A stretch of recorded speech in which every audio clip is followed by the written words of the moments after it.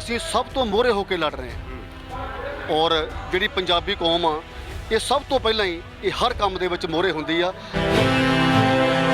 ਜਵਾਨੀ ਸਾਡੀ ਕੱਲੀ ਨਸ਼ੇ ਕਰਨ ਵਾਲੀ ਤੇ ਬੁਲਟ ਦੇ ਪਟਾਕੇ ਪਾਉਣ ਵਾਲੀ ਨਹੀਂ। ਅੱਜ ਜਵਾਨੀ ਜਿਹੜੇ ਆਪਣੇ ਬਜ਼ੁਰਗਾਂ ਦੇ ਨਾਲ ਮੋਢੇ ਨਾਲ ਮੋਢਾ ਲਾ ਕੇ ਇੱਥੇ ਖੜੀ ਹੋਈ ਆ। ਨਜ਼ਰ ਭਾਜੀ ਦੇਖੋ, ਉਹਨਾਂ ਨੂੰ ਸਾਰਾ ਕੁਝ ਆਉਂਦਾ, ਸਰਕਾਰਾਂ ਨੂੰ ਕੀ ਨਜ਼ਰ ਨਹੀਂ ਆਉਂਦਾ ਜੀ। ਉਹਨਾਂ ਨੂੰ ਸਭ ਕੁਝ ਨਜ਼ਰ ਆ ਰਿਹਾ। ਔਰ ਮੈਂ ਪਹਿਲਾਂ ਵੀ ਗੱਲ ਕਰ ਚੁੱਕਿਆ ਕਿ ਉਹਨਾਂ ਨੂੰ ਸਭ ਕੁਝ ਦਿਖਦਾ। ਉਹ ਹਾਰ ਮੰਨੀ ਵੀ ਬੈਠੇ ਆ, ਪਰ ਹਾਰ ਕਬੂਲਣ ਤੋਂ ਸ਼ਰਮ ਮੰਨ ਰਹੇ ਆ।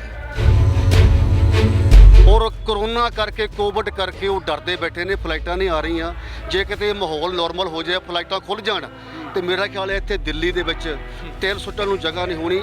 ਸਾਰੇ ਬੰਦੇ ਕਮਰ ਕੱਸਾ, ਲੇਡੀ ਸਾਡੀਆਂ ਮਾਤਾਵਾਂ ਭੈਣਾਂ ਬੱਚੇ ਜਿਹੜੇ ਉੱਥੇ ਦੇ ਬੋਰਨ ਆ, ਉਹ ਵੀ ਕਮਰ ਕੱਸੀ ਬੈਠੇ ਆ ਕਿ ਸਾਨੂੰ ਕਦੋਂ ਜੇ ਨਾ ਇਹ ਮੋਦੀ ਸਰਕਾਰ ਨਾ ਮੰਨੀ, ਉਹ ਇਹ ਜਹਾਜ਼ ਭਰ ਕੇ ਇੱਥੇ ਜਿਵੇਂ ਟਰਾਲੀਆਂ ਲੱਗੀਆਂ ਹੋਈਆਂ ਨਾ ਜੀ, ਇੱਦਾਂ ਹੀ ਦਿੱਲੀ ਏਅਰਪੋਰਟ ਤੇ ਬੰਬੇ ਏਅਰਪੋਰਟ ਤੇ ਜਿੱਥੇ ਏਅਰਪੋਰਟ ਹੈਗੇ ਆ, ਇਸੇ ਤਰ੍ਹਾਂ ਜਹਾਜ਼ ਜਿਹੜੇ ਉਹ ਪਾਰਕਾਂ 'ਚ ਅਸੀਂ ਧਰਤੀ ਦੀ ਹਿੱਕ ਉੱਤੇ ਹਲ ਵਾ ਕੇ ਸਭ ਬੰਜਰ ਜ਼ਮੀਨਾਂ ਵੀ ਆਬਾਦ ਕੀਤੀਆਂ। ਉਹ ਖੂਨ ਤੇ ਪਸੀਨੇ ਨਾਲ ਸਿੰਜ ਕੇ ਅਸੀਂ ਫਸਲਾਂ ਵੀ ਸਭ ਮਾਲੋ ਮਾਲ ਕੀਤੀਆਂ। ਉਹ ਸਾਡੀ ਹੋਂਦ ਨੂੰ ਮਟਾਉਣਾ, ਹੱਥ ਸੂਰਜਾਂ ਨੂੰ ਪਾਉਣਾ, ਸਾਡਾ ਤੇਰੇ ਕੋਲੋਂ ਜਾਣਾ ਨਹੀਂ ਵਜੂਦ ਮਿਟਿਆ। ਸਾਨੂੰ ਵੱਡਿਆਂ ਤੋਂ ਮਿਲੀ ਕੁਰਬਾਨੀ ਤੇ ਕਿਸਾਨੀ, ਸਾਡੀ ਹਿੱਕਾਂ ਉੱਤੇ ਜਾਂਦਾ ਇਤਿਹਾਸ ਲਿਖਿਆ। ਸਾਨੂੰ ਪੁਰਖਿਆਂ ਤੋਂ ਮਿਲੀ ਕੁਰਬਾਨੀ ਤੇ ਕਿਸਾਨੀ, ਸਾਡੀ ਹਿੱਕਾਂ ਉੱਤੇ ਜਾਂਦਾ ਇਤਿਹਾਸ ਲਿਖਿਆ। ਇੱਕ ਸਮਾਂ ਸੀ ਜਦੋਂ ਪੰਜਾਬ ਨੂੰ ਗਾਇਕੀ ਦੇ ਰਾਹ ਦੇ ਨਾਲ ਅੱਗੇ ਲੈ ਕੇ ਜਾਣ ਵਾਸਤੇ ਗਾਇਕਾਂ ਦੀ ਲੋੜ ਪਈ, ਤਾਂ ਉਸੇ ਗਾਇਕਾਂ ਦੀ ਲਿਸਟ 'ਚ ਇੱਕ ਨਾਮ ਸੀ ਸਰਬਜੀਤ ਸਿੰਘ ਚੀਮਾ, ਜਿਨ੍ਹਾਂ ਨੂੰ ਕਿ ਅੱਜ ਸਨਮਾਨ ਕਰਨ ਵਾਸਤੇ ਵੀ ਇੱਥੇ ਪੁੱਜੇ ਨੇ ਔਰ ਕਿਸਾਨੀ ਸੰਘਰਸ਼ ਦੇ ਵਿੱਚੋਂ ਸ਼ਿਰਕਤ ਕਰਨ ਆਏ ਨੇ। ਤਾਂ ਸਰਬਜੀਤ ਚੀਮਾ ਉਹ ਨਾਮ ਨੇ ਜਿਨ੍ਹਾਂ ਨੇ ਕਿ ਪੰਜਾਬੀ ਮਾਂ ਬੋਲੀ ਨੂੰ ਜਿੱਥੇ ਪ੍ਰਫੁੱਲਿਤ ਕੀਤਾ, ਤੇ ਉਹਦੇ ਨਾਲ ਨਾਲ ਪੰਜਾਬੀ ਉਹ ਗੀਤ ਉਸ ਵੇਲੇ ਗਾਏ ਕਿ ਜਿਹੜੇ ਕਿ ਅੱਜ ਤੱਕ ਗਾਏ ਜਾਂਦੇ ਨੇ। ਤਾਂ ਇੱਕ ਪੰਜਾਬੀ ਮਿਊਜ਼ਿਕ ਇੰਡਸਟਰੀ 'ਚ ਵੱਡਾ ਨਾਮ ਹੈ ਸਰਬਜੀਤ ਸਿੰਘ ਚੀਮਾ, ਅਤੇ ਅਮਿਤੋਜ ਮਾਨ ਜੀ ਵੀ ਉਹਨਾਂ ਦੇ ਨਾਲ ਮੌਜੂਦ ਨੇ। ਤਾਂ ਅਸੀਂ ਚਰਚਾ ਜਾਰੀ ਰੱਖਾਂਗੇ। ਸਭ ਤੋਂ ਪਹਿਲੇ ਚੀਮਾ ਸਾਹਿਬ ਕੋ ਆਵਾਂਗੇ। ਚੀਮਾ ਸਾਹਿਬ, ਇੱਕ ਪੁਰਾਣਾ ਸਮਾਂ ਸੀਗਾ ਕਿ ਜਦੋਂ ਗੀਤ ਤੁਸੀਂ ਗਾਉਂਦੇ ਸੀ, ਤਾਂ ਅੱਜ ਕਿਸਾਨੀ ਸੰਘਰਸ਼ ਹੈ, ਇੱਕ ਵਾਰ ਫਿਰ ਤੁਸੀਂ ਨਜ਼ਰ ਆਇਓ, ਕੀ ਕਹਿਣਾ ਚਾਹੋ? ਸਭ ਤੋਂ ਪਹਿਲਾਂ ਤਾਂ ਮੈਂ ਇਸ ਕਿਸਾਨੀ ਅੰਦੋਲਨ ਦੇ ਵਿੱਚ, ਇਸ ਮੋਰਚੇ ਦੇ ਵਿੱਚ ਆ ਕੇ ਮੈਂ ਮਾਣ ਮਹਿਸੂਸ ਕਰ ਰਿਹਾ, ਕਿਉਂਕਿ ਉਹ ਮੋਰਚਾ ਹੈ ਜਿਹੜਾ ਸਾਡੇ ਬਜ਼ੁਰਗਾਂ ਨੇ, ਸਾਡੀਆਂ ਮਾਤਾਵਾਂ ਨੇ, ਮੇਰੇ ਵੱਡੇ ਤੋਂ ਛੋਟੇ ਵੀਰਾਂ ਨੇ ਇਹਦੀਆਂ ਜੜ੍ਹਾਂ ਦੇ ਵਿੱਚ, ਜੜ੍ਹਾਂ ਨੂੰ ਸਿੰਜਿਆ। ਬਹੁਤ ਦਹਾਕਿਆਂ ਤੋਂ ਲੈ ਕੇ ਇਹ ਸੰਘਰਸ਼ ਲੜਦੇ ਆਏ ਨੇ ਸਾਡੇ ਕਿਸਾਨ। ਅੱਜ ਭਾਰਤ ਦੇ ਉੱਪਰ, ਪੂਰੇ ਦੇਸ਼ ਦੇ ਉੱਪਰ ਬਹੁਤ ਵੱਡੀ ਮੁਸੀਬਤ ਪਈ ਆ, ਤੇ ਸਭ ਤੋਂ ਪਹਿਲਾਂ ਸਾਡੀ ਪੰਜਾਬੀ ਕੌਮ ਜਿਹੜੀ ਆ ਉਹ ਸਭ ਤੋਂ ਮੋਹਰੇ ਹੋ ਕੇ ਤੁਰੀ ਆ। ਉਹਦੇ ਨਾਲ ਬਾਕੀ ਸਟੇਟਾਂ ਨੇ, ਹਰਿਆਣਾ ਲਾ ਲਓ, ਰਾਜਸਥਾਨ ਲਾ ਲਓ, ਹਿਮਾਚਲ ਲਾ ਲਓ, ਹੋਰ ਬਾਕੀ ਯੂਪੀ, ਬਿਹਾਰ, ਬੰਗਾਲ, ਤਾਮਿਲਨਾਡੂ, ਸਾਰਿਆਂ ਨੇ ਬਹੁਤ ਵੱਡੀ ਆਪਣੀ ਜਗ੍ਹਾ ਸਪੋਰਟ ਕੀਤੀ ਆ।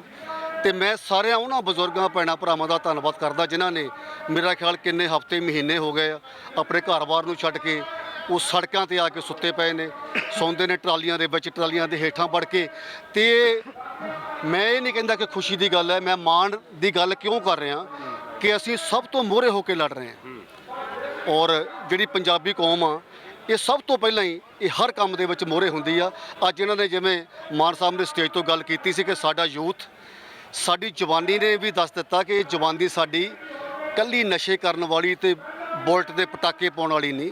ਅੱਜ ਜਵਾਨੀ ਜਿਹੜੇ ਆਪਣੇ ਬਜ਼ੁਰਗਾਂ ਦੇ ਨਾਲ ਮੋਢੇ ਨਾਲ ਮੋਢਾ ਲਾ ਕੇ ਇੱਥੇ ਖੜੀ ਹੋਈ ਆ। ਮੈਂ ਸਾਰੀ ਜਵਾਨੀ ਨੂੰ ਬਹੁਤ ਦਾਦ ਦਿੰਦਾ ਔਰ ਵਧਾਈ ਦਿੰਦਾ। ਔਰ ਅਸੀਂ ਜਿੱਥੇ ਵੀ ਥੋੜ੍ਹੇ ਬਹੁਤੇ ਉਖੜੇ ਹੋਵਾਂਗੇ, ਅਸੀਂ ਬਹੁਤ ਉਸ ਪ੍ਰਮਾਤਮਾ ਨੇ ਮਿਹਰ ਕੀਤੀ, ਅਸੀਂ ਬਹੁਤ ਟਾਈਮ ਦੇ ਨਾਲ ਸੰਭਲ ਗਏ। ਪਰ ਸਰਕਾਰਾਂ ਨਹੀਂ ਸੰਭਲੀਆਂ, ਤੁਸੀਂ ਤੇ ਅਸੀਂ ਕਹਿੰਦੇ ਸਰਕਾਰਾਂ ਕਿਉਂ ਨਹੀਂ ਸੰਭਲਦੀਆਂ? ਸਰਕਾਰਾਂ ਇੱਦਾਂ ਜਿੱਦਾਂ ਹੁਣ ਸੰਭਾਲ ਰਹੇ ਜੀ, ਸਰਕਾਰਾਂ ਇੱਦਾਂ ਹੀ ਸੰਭਲੀਆਂ। ਸਰਕਾਰ, ਹੁਣ ਮੈਂ ਦੱਸ ਦਿੰਦਾ ਕਿ ਸਰਕਾਰ ਅੰਦਰੋਂ ਅੰਦਰ ਹੀ ਸੰਭਲੀ ਬੈਠੀ ਆ। ਇਹ ਕੋਈ ਸ਼ਰਮ ਦੇ ਮਾਰੇ ਜਿਹੜੇ ਉਹ ਹਾਲੇ ਯੈਸ ਨਹੀਂ ਕਰ ਰਹੇ ਕਿ ਅਸੀਂ ਬਿੱਲ ਵਾਪਸ ਨਹੀਂ ਲੈ ਰਹੇ, ਔਰ ਬਿੱਲ ਵਾਪਸ ਉਹ ਲਈ ਬੈਠੇ ਨੇ, ਸੋਚੀ ਬੈਠੇ ਆ, ਪਰ ਨੁਕਸਾਨ ਜਿਹੜਾ ਹੋਈ ਜਾ ਰਿਹਾ।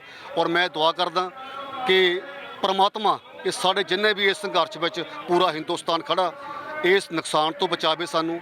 ਔਰ ਇਹਨਾਂ ਦੀ ਚੜ੍ਹਤ, ਇਹਨਾਂ ਦੀ ਕਾਮਯਾਬੀ ਦੀ ਮੈਂ ਕਾਮਨਾ ਕਰਦਾ ਕਿ ਜਿਹੜੇ ਕਿਸਾਨ ਆ ਇੱਕ ਦਿਨ ਕਾਮਯਾਬੀ ਲੈ ਕੇ ਜਿੱਤ ਪ੍ਰਾਪਤ ਕਰਕੇ ਆਪਣੇ ਘਰਾਂ ਨੂੰ ਜਾਣ। ਅਸੀਂ ਵੇਖਦੇ ਹਾਂ ਕਿ ਜਦੋਂ ਕਿ ਇੱਥੇ ਰਾਤ ਨੂੰ ਸੌਂਦੇ ਨੇ ਜਾਂ ਇੱਕ ਮੁਸ਼ਕਿਲ ਹਾਲਾਤ 'ਚ ਜੀਂਦੇ ਨੇ ਤਾਂ ਦੇਸ਼ ਵਿਦੇਸ਼ ਤੋਂ ਲੋਕ ਆ ਰਹੇ। ਤੁਸੀਂ ਵੀ ਕਿਤੋਂ ਵੀ ਸੀ, ਤੁਹਾਡੇ ਮਨ 'ਚ ਵੀ ਆਇਆ ਕਿ ਆਉਣਾ ਹੋਇਆ ਹਰ ਕਿਸੇ ਦਾ, ਚਾਹੇ ਕੋਈ ਬਜ਼ੁਰਗ, ਅੱਜ ਅਸੀਂ ਕਿਤੇ 90 ਸਾਲ ਦਾ ਬਜ਼ੁਰਗ ਵੀ ਜਿਹੜਾ ਕਹਿੰਦਾ ਕਿ ਮੈਂ ਇੱਥੇ ਆ ਰਿਹਾ, ਪਰ ਸਰਕਾਰਾਂ ਨੂੰ ਚੀਜ਼ਾਂ ਨਜ਼ਰ ਨਹੀਂ ਆਉਂਦੀਆਂ ਕਿ ਕਾਰਨ ਕੀ ਹੈ ਕਿ ਉੱਥੇ ਕੋਈ ਸ਼ੀਟ ਐਸੀ ਲੱਗੀ ਕਿ ਜਿਨ੍ਹਾਂ ਕੋਲ ਨਜ਼ਰ ਨਹੀਂ ਆ ਰਹੇ। ਨਜ਼ਰ ਭਾਜੀ ਦੇਖੋ, ਉਹਨਾਂ ਨੂੰ ਸਾਰਾ ਕੁਝ ਆਉਂਦਾ, ਸਰਕਾਰਾਂ ਨੂੰ ਕੀ ਨਜ਼ਰ ਨਹੀਂ ਆਉਂਦਾ ਜੀ, ਉਹਨਾਂ ਨੂੰ ਸਭ ਕੁਝ ਨਜ਼ਰ ਆ ਰਿਹਾ। ਔਰ ਮੈਂ ਪਹਿਲਾਂ ਵੀ ਗੱਲ ਕਰ ਚੁੱਕਾ ਕਿ ਉਹਨਾਂ ਨੂੰ ਸਭ ਕੁਝ ਦਿਖਦਾ, ਉਹ ਹਾਰ ਮੰਨੀ ਵੀ ਬੈਠੇ ਆ, ਪਰ ਹਾਰ ਕਬੂਲਣ ਤੋਂ ਸ਼ਰਮ ਮੰਨ ਰਹੇ ਆ। ਔਰ ਇੱਕ ਦਿਨ ਉਹਨਾਂ ਦੀ ਹਾਰ ਜਿਹੜੀ ਉਹ ਸਾਹਮਣੇ ਆ ਜਾਣੀ ਹੈ, ਜ਼ੁਬਾਨ ਤੇ ਆ ਜਾਣੀ, ਕਲਮਾਂ ਤੇ ਆ ਜਾਣੀ ਹੈ। ਔਰ ਮੈਂ ਇੰਨੀ ਗੱਲ ਦੱਸ ਦਿੰਦਾ ਕਿ ਮੈਂ ਹਾਲੇ ਕੱਲ੍ਹ ਪਰਸੋਂ ਕੈਨੇਡਾ ਤੋਂ ਫਲਾਈਟ ਲਈ ਆ, ਔਰ ਇੱਥੇ ਜਿੰਨੇ ਪੰਜਾਬੀ ਨੇ, ਭਾਵੇਂ ਉਹ ਭਾਰਤ ਵਾਸੀ ਨੇ, ਬਾਕੀ ਸਟੇਟਾਂ ਵਾਲੇ, ਔਰ ਜਿਹੜੇ ਪ੍ਰਦੇਸ਼ਾਂ ਦੇ ਵਿੱਚ ਲੋਕ ਬੈਠੇ ਨੇ, ਉਹਨਾਂ ਵਿੱਚ ਇੰਨਾ ਉਤਸ਼ਾਹ ਆ। ਔਰ ਉਹਨਾਂ ਨੇ ਮਾਲੀ ਤੌਰ ਤੇ ਔਰ ਇਮੋਸ਼ਨਲ ਤੌਰ ਤੇ ਜਿਹੜੀ ਮਦਦ ਕੀਤੀ ਹੈ ਸਾਡੇ ਇਸ ਹਿੰਦੁਸਤਾਨ ਦੀ ਇਸ ਸੰਘਰਸ਼ ਦੀ, ਉਹਦਾ ਕੋਈ ਦੇਣਾ ਨਹੀਂ ਦੇ ਸਕਦਾ। ਔਰ ਕਰੋਨਾ ਕਰਕੇ, ਕੋਵਿਡ ਕਰਕੇ ਉਹ ਡਰਦੇ ਬੈਠੇ ਨੇ, ਫਲਾਈਟਾਂ ਨਹੀਂ ਆ ਰਹੀਆਂ। ਜੇ ਕਿਤੇ ਮਾਹੌਲ ਨਾਰਮਲ ਹੋ ਜਾਏ, ਫਲਾਈਟਾਂ ਖੁੱਲ੍ਹ ਜਾਣ, ਤੇ ਮੇਰਾ ਖਿਆਲ ਹੈ ਇੱਥੇ ਦਿੱਲੀ ਦੇ ਵਿੱਚ ਤੇਲ ਸੁੱਟਣ ਨੂੰ ਜਗ੍ਹਾ ਨਹੀਂ ਹੋਣੀ। ਸਾਰੇ ਬੰਦੇ ਕਮਰ ਕੱਸਾ, ਲੇਡੀ ਸਾਡੀਆਂ ਮਾਤਾਵਾਂ, ਭੈਣਾਂ, ਬੱਚੇ ਜਿਹੜੇ ਉੱਥੇ ਦੇ ਬੋਰਨ ਆ, ਉਹ ਵੀ ਕਮਰ ਕੱਸੀ ਬੈਠੇ ਆ ਕਿ ਸਾਨੂੰ ਕਦੋਂ, ਜੇ ਨਾ ਇਹ ਮੋਦੀ ਸਰਕਾਰ ਨਾ ਮੰਨੀ, ਉਹ ਇਹ ਜਹਾਜ਼ ਭਰ ਕੇ ਇੱਥੇ ਜਿਵੇਂ ਟਰਾਲੀਆਂ ਲੱਗੀਆਂ ਹੋਈਆਂ ਨਾ ਜੀ, ਇੱਦਾਂ ਹੀ ਦਿੱਲੀ ਏਅਰਪੋਰਟ ਤੇ ਬੰਬੇ ਏਅਰਪੋਰਟ ਤੇ ਜਿੱਥੇ ਏਅਰਪੋਰਟ ਹੈਗੇ ਆ, ਇਸੇ ਤਰ੍ਹਾਂ ਜਹਾਜ਼ ਜਿਹੜੇ ਉਹ ਪਾਰ ਕਰ ਜਾਂਦੇ। ਕੈਨੇਡਾ ਦੇ ਕਿੱਦਾਂ ਦੇ ਲੋਕ ਸੋਚਦੇ ਆ ਸੰਘਰਸ਼ ਬਾਰੇ? ਕਿਉਂਕਿ ਅਸੀਂ ਲੋਕ ਤੇ ਚਲੋ ਇਨਸਾਨੀਅਤ ਦੇ ਨਾਲ ਜੁੜੇ ਆ, ਕਿਉਂਕਿ ਪੰਜਾਬ ਦੀ ਆਪਸੀ ਭਾਈਚਾਰਕ ਸਾਂਝ ਦੀ ਗੱਲ ਹਮੇਸ਼ਾ ਪੰਜਾਬ ਵੱਲੋਂ ਕੀਤੀ ਗਈ, ਤਾਂ ਕੈਨੇਡਾ 'ਚ ਕਿੱਦਾਂ ਦਾ ਹਾਲਾਤ ਹੈ, ਉੱਥੇ ਲੋਕ ਕਿੱਦਾਂ ਪ੍ਰੋਟੈਸਟ ਕਰ ਰਹੇ ਨੇ? ਕੈਨੇਡਾ ਭਾਜੀ, ਜਿਸ ਦਿਨ ਸਰੀ ਦੇ ਵਿੱਚ ਅਸੀਂ ਰਹਿੰਦੇ ਆ, ਸਰੀ ਦੇ ਨਾਲ ਲਿੰਗਲੀ ਆ, ਜਿਸ ਦਿਨ ਪਹਿਲਾ ਬੁਲਾਵਾ ਆਇਆ ਸਾਡੇ ਯੂਥ ਵੱਲੋਂ ਕਿ ਅਸੀਂ ਪ੍ਰੋਟੈਸਟ ਕਰਨਾ ਇੰਡੀਅਨ ਐਮਬੈਸੀ ਦੇ ਮੂਹਰੇ, ਉਹਨਾਂ ਨੇ ਭਾਜੀ ਐਕਸਪੈਕਟ ਕੀਤੀ ਸੀ ਕਿ 100 ਕਾਰ ਹੋਏਗੀ, ਬਹੁਤ ਜਲਦੀ ਬਸ ਸੱਦਾ ਆਇਆ।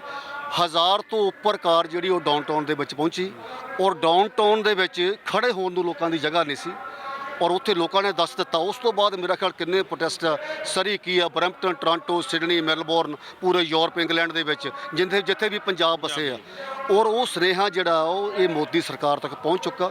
ਔਰ ਮੈਂ ਤਾਂ ਹੀ ਕਹਿ ਚੁੱਕਾ ਕਿ ਇਹ ਨੁਕਸਾਨ ਹੋਰ ਹੋਏਗਾ, ਪਰ ਇਹ ਅੰਦਰ ਖਾਤੇ ਮੰਨੇ ਬੈਠੇ ਆ, ਇਹ ਬਿੱਲ ਵਾਪਸ ਲਈ ਬੈਠੇ ਆ, ਇੱਕ ਦਿਨ ਸਾਹਮਣੇ ਆ ਜਾਏਗਾ। ਕੁਝ ਗੀਤ ਗਾਇਆ ਜੀ ਤੁਸੀਂ ਕਿਸਾਨੀ ਤੇ? ਹਾਂਜੀ, ਮੈਂ ਤੁਹਾਡੇ ਨਾਲ ਸ਼ੇਅਰ ਕਰਦਾ ਜੀ ਗੀਤ।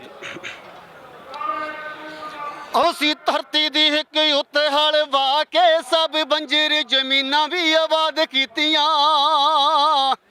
ਉਹ ਖੂਨ ਤੇ ਪਸੀਨੇ ਨਾਲ ਸਿੰਜ ਕੇ ਅਸੀਂ ਫਸਲਾਂ ਵੀ ਸਭ ਮਾਲੋ ਮਾਲ ਕੀਤੀਆਂ। ਉਹ ਸਾਡੀ ਹੋਂਦ ਨੂੰ ਮਟਾਉਣਾ, ਹੱਥ ਸੂਰਜਾਂ ਨੂੰ ਪਾਉਣਾ, ਸਾਡਾ ਤੇਰੇ ਕੋਲੋਂ ਜਾਣਾ ਨਹੀਂ ਵਜੂਦ ਮਿਟਿਆ। ਸਾਨੂੰ ਵੱਡਿਆਂ ਤੋਂ ਮਿਲੀ ਕੁਰਬਾਨੀ ਤੇ ਕਿਸਾਨੀ, ਸਾਡੀ ਹਿੱਕਾਂ ਉੱਤੇ ਜਾਂਦਾ ਇਤਿਹਾਸ ਲਿਖਿਆ।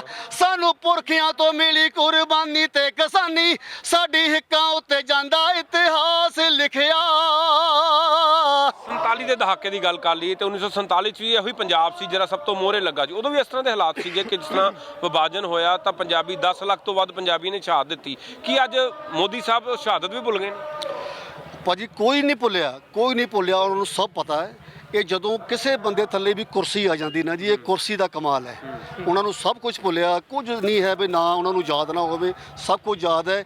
ਇਹ ਕੁਰਸੀ ਦੀ ਕਮਾਲ ਹੈ ਤੇ ਪੈਸੇ ਦੀ ਸ਼ੋਹਰਤ ਜਿਹੜੀ ਜਦੋਂ ਬੰਦੇ ਦੇ ਸਿਰ ਚੜ੍ਹ ਕੇ ਬੋਲਦੀ ਆ, ਇਹ ਸਾਰਾ ਉਹਦਾ ਕਹਿੰਦੇ ਆਜ਼ਾਦੀ ਦੇ ਉੱਤੇ ਤਾਂ ਕੁਝ ਵੀ ਨਹੀਂ ਹੈ। ਆਜ਼ਾਦੀ ਜਿਨ੍ਹਾਂ ਪੰਜਾਬੀਆਂ ਨੇ ਆਜ਼ਾਦੀ ਦਵਾਈ, ਕਹਿੰਦੇ 83% ਜਿਹੜਾ ਰਿਕਾਰਡ ਸਟੈਟ ਕਹਿੰਦਾ 83% ਪੰਜਾਬੀ ਕੁਰਬਾਨ ਹੋਏ ਤਾਂ ਅੱਜ ਮੁਲਕ ਆਜ਼ਾਦ ਹੋਇਆ ਤੇ ਜਿੱਥੇ ਅਸੀਂ ਅੱਜ ਖਲੋਤੇ ਹਾਂ। ਪਰ ਭਾਜੀ ਆਜ਼ਾਦੀ ਇਹਨਾਂ ਨੇ ਆਉਣ ਕਿੱਥੇ ਦਿੱਤੀ ਹੈ ਜੀ? ਆਜ਼ਾਦੀ ਤੇ ਇੱਕ ਨਾਂ ਦੀ ਆ ਗਈ, ਦੇਸ਼ ਦੀ ਵੰਡ ਹੋ ਗਈ ਔਰ ਦੇਸ਼ ਵੰਡਿਆ ਗਿਆ ਔਰ ਲੋਕਾਂ ਦਾ ਨੁਕਸਾਨ ਹੋਇਆ, ਜਾਨਾਂ ਗਈਆਂ, ਖੂਨ ਡੁੱਲਿਆ। ਬਾਅਦ ਦੇ ਵਿੱਚ ਪੰਜਾਬ ਦੇ ਵਾਂਡੇ ਪੈ ਗਏ, ਪੰਜਾਬ ਪਾੜ ਕੇ ਰੱਖ ਦਿੱਤਾ, ਪੰਜਾਬ ਚੀਰ ਕੇ ਰੱਖ ਦਿੱਤਾ। ਆਜ਼ਾਦੀ ਨਹੀਂ ਹੈ ਇਹ, ਆਮ ਲੋਕਾਂ ਦੀ ਆਜ਼ਾਦੀ ਨਹੀਂ ਹੈ, ਇਹ ਰਜਵਾੜੇ ਲੋਕਾਂ ਦੀ, ਇਹਨਾਂ ਮਿਨਿਸਟਰਾਂ ਦੀ, ਗਵਰਨਮੈਂਟ ਦੀ ਆਜ਼ਾਦੀ ਅਸੀਂ ਕਹਿ ਸਕਦੇ ਹਾਂ ਜੀ, ਲੋਕਾਂ ਦੀ ਆਜ਼ਾਦੀ ਨਹੀਂ ਹੈ। ਕਾਰਪੋਰੇਟ ਘਰਾਣਿਆਂ ਨੂੰ ਆਜ਼ਾਦੀ ਦਿੱਤੀ ਜੀ ਜੀ ਜੀ ਜੀ। ਕਾਰਪੋਰੇਟ ਘਰਾਣੇ ਕਿਤੇ ਨਾ ਕਿਤੇ ਪੰਜਾਬ ਦੀ ਕਿਸਾਨੀ ਨੂੰ ਖਤਮ ਕਰ ਰਹੇ। ਜਿਸ ਤਰ੍ਹਾਂ ਤੁਸੀਂ ਆਪਣੇ ਗੀਤ 'ਚ ਵੀ ਕਿਹਾ ਕਿ ਅਸੀਂ ਸਭ ਕੁਝ ਪੂਰੇ ਇੰਡੀਆ ਦੇ ਕਿਸਾਨੀ ਘਰਾਣੇ ਨੂੰ ਢਹਿ ਲੱਗ ਰਹੀ ਹੈ ਜੀ। ਇਕੱਲੇ ਕਿਸਾਨ ਤੇ ਮਜ਼ਦੂਰ ਨਹੀਂ, ਜੇ ਕੱਲ੍ਹ ਨੂੰ ਇਨ ਕੇਸ ਉਹ ਮਾਲਕ ਮਿਹਰ ਕਰੇਗਾ, ਬਾਬਾ ਨਾਨਕ ਮਿਹਰ ਕਰੇਗਾ, ਮੈਂ ਕਹਿ ਚੁੱਕਾ ਇਹ ਸਭ ਬਿੱਲ ਬੁੱਲ ਵਾਪਸ ਹੋ ਜਾਣੇ ਆ। ਇਨ ਕੇਸ ਕੋਈ ਇਦਾਂ ਦੀ ਗੱਲ ਹੁੰਦੀ ਆ ਕਿ ਬਿੱਲ ਵਾਪਸ ਨਹੀਂ ਹੁੰਦਾ, ਇਕੱਲੇ ਕਿਸਾਨ ਤੇ ਮਜ਼ਦੂਰ ਇਹਦੇ ਨਾਲ ਸੰਬੰਧਿਤ ਨਹੀਂ। ਮੋਰ ਦੈਨ 90% ਜਿਹੜੇ ਘਰਾਣੇ ਆ ਲੋਕ ਇਹਦੀ ਮਾਰ ਦੇ ਵਿੱਚ ਉਹਨਾਂ ਨੂੰ ਮਾਰ ਪੈਣੀ ਹੈ, ਰਗੜੇ ਜਾਣੇ ਆ। ਇਕੱਲੇ ਕਿਸਾਨਾਂ ਦੀ ਗੱਲ ਨਹੀਂ ਹੋਣੀ, ਇਹ ਪੂਰਾ ਹਿੰਦੁਸਤਾਨ ਗਰਕ ਕੇ ਰਹਿ ਜਾਏਗਾ ਜੀ। ਆਖਰੀ ਸਵਾਲ ਲਾਂਗਾ, ਇਸ ਜਿਹੜਾ ਮੋਰਚਾ ਇੱਕ ਚੀਜ਼ ਆਈ ਕਿ ਸਿਆਸਤ ਵਿੱਚ ਨਹੀਂ ਗਈ, ਲੀਡਰ ਕੋਈ ਨਹੀਂ ਚੜਨ ਦਿੱਤਾ। ਇਹ ਸਿਆਸਤ ਉਹ ਆਪਾਂ ਨੂੰ ਸਭ ਨੂੰ ਪਤਾ ਜੀ, ਇਹ ਜਿਹੜੀ ਗੇਮ ਹੀ ਹੈ ਸਿਆਸਤੀ ਹੈ। ਇਹ ਸਿਆਸਤੀ ਗੇਮ ਖੇਡੀ ਜਾ ਰਹੀ ਆ, ਔਰ ਇਹ ਵਧੀਆ। ਸਾਡੇ ਭਰਾ ਕਈ MP MLAs ਹੈਗੇ ਆ ਸਾਡੇ ਪੰਜਾਬ ਤੋਂ, ਬਾਕੀ ਸਟੇਟਾਂ ਤੋਂ, ਸਾਨੂੰ ਕਿ ਉਹਨਾਂ ਨਾਲ ਨਿੱਜੀ ਬੈਰ ਦੁਸ਼ਮਣੀ ਨਹੀਂ ਹੈ, ਪਰ ਇਹ ਜਿਹੜਾ ਮੋਰਚਾ ਹੈ ਕਿਸਾਨਾਂ ਦਾ, ਇਹ ਕਿਰਤੀਆਂ ਦਾ ਮੋਰਚਾ, ਇਹ ਜਿਹੜੀ ਖੇਡੀ ਜਾ ਰਹੀ ਹੈ ਪੋਲੀਟੀਸ਼ੀਅਨਾਂ ਵੱਲੋਂ ਖੇਡੀ ਜਾ ਰਹੀ, ਤਾਂ ਕਿ ਉਹਨਾਂ ਨੂੰ ਇਸ ਮੰਚ ਦੇ ਉੱਪਰ ਕੋਈ ਜੀ ਆਇਆ ਨਹੀਂ ਹੈਗੀ, ਔਰ ਹੋਣੀ ਵੀ ਨਹੀਂ ਚਾਹੀਦੀ। ਪੰਜਾਬੀ ਸਿਨੇਮਾ ਤੇ ਸੰਗੀਤ ਜਗਤ ਦੀ ਹੋਰ ਲੇਟੈਸਟ ਅਪਡੇਟਸ ਲਈ ਸਾਡਾ ਫੇਸਬੁੱਕ ਪੇਜ ਬਾਲੀਵੁੱਡ ਤੜਕਾ ਪੰਜਾਬੀ ਲਾਈਕ ਕਰੋ ਤੇ YouTube ਚੈਨਲ ਸਬਸਕ੍ਰਾਈਬ ਕਰੋ।